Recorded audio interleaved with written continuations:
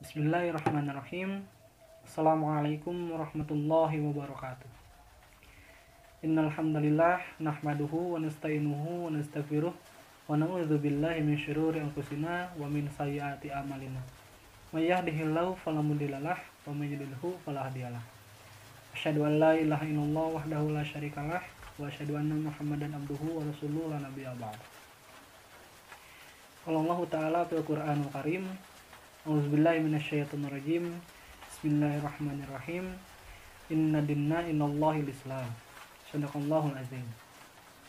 Wa qala Rasulullah sallallahu alaihi wasallam, talabul ilmi faridatun ala kulli muslimin wal muslimah.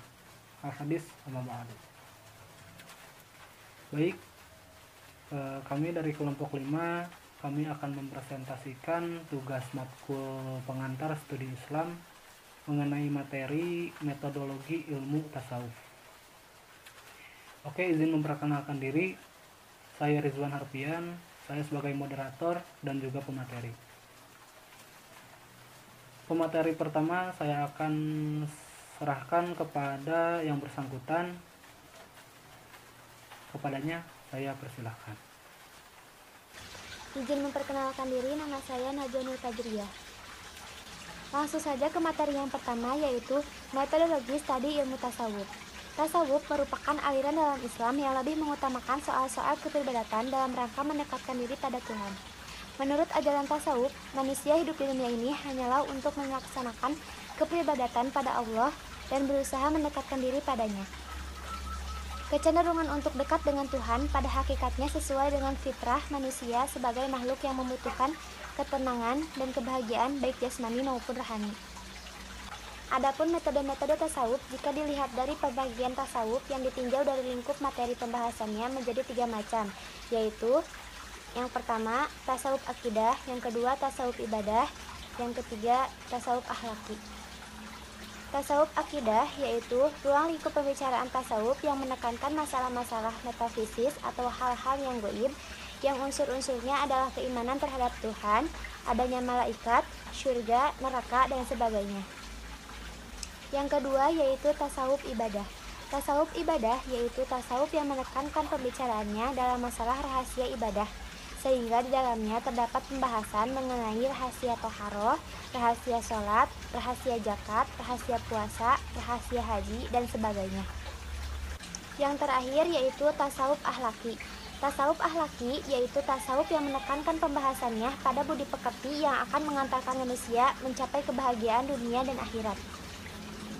Baik, terima kasih kepada Teh Najwa yang sudah mempresentasikan materinya. Materi selanjutnya akan disampaikan oleh saya sendiri.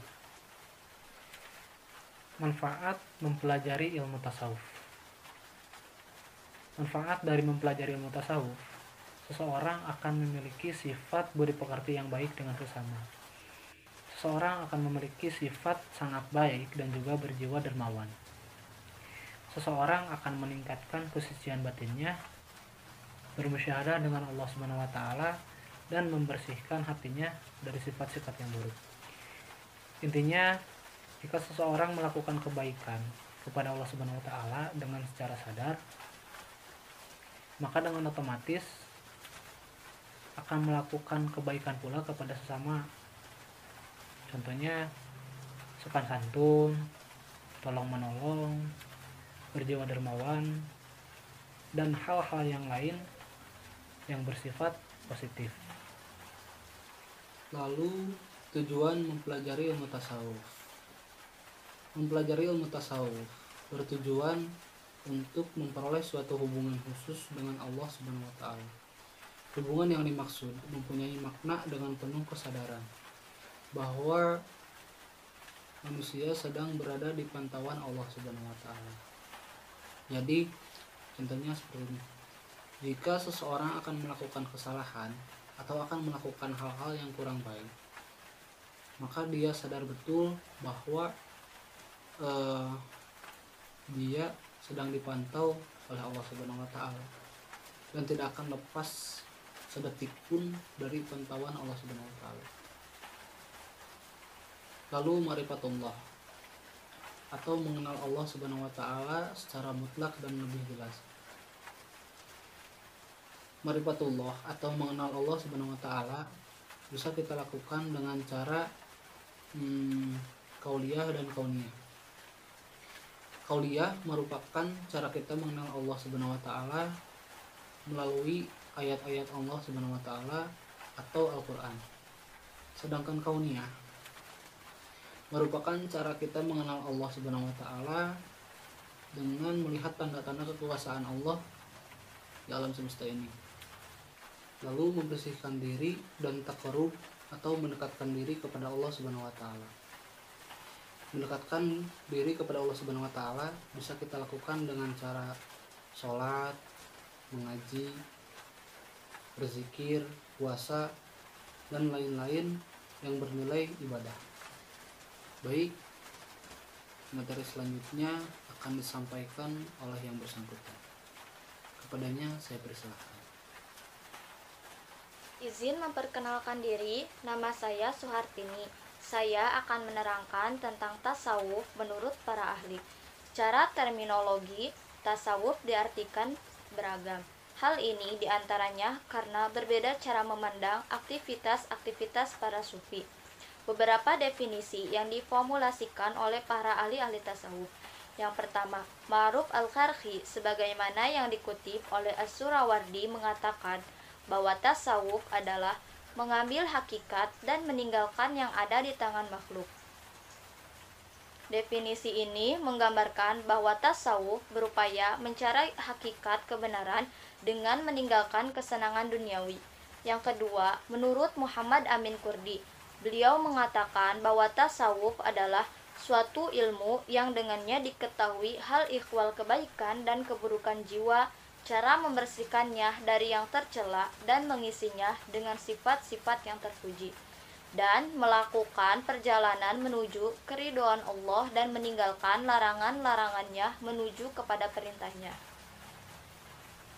Dari pengertian ini dapat dilihat bahwa tasawuf berkutat pada kegiatan-kegiatan pembersihan jiwa, mengisinya dengan sifat-sifat terpuji, dan cara-cara mendekatkan diri kepada Allah Subhanahu wa taala.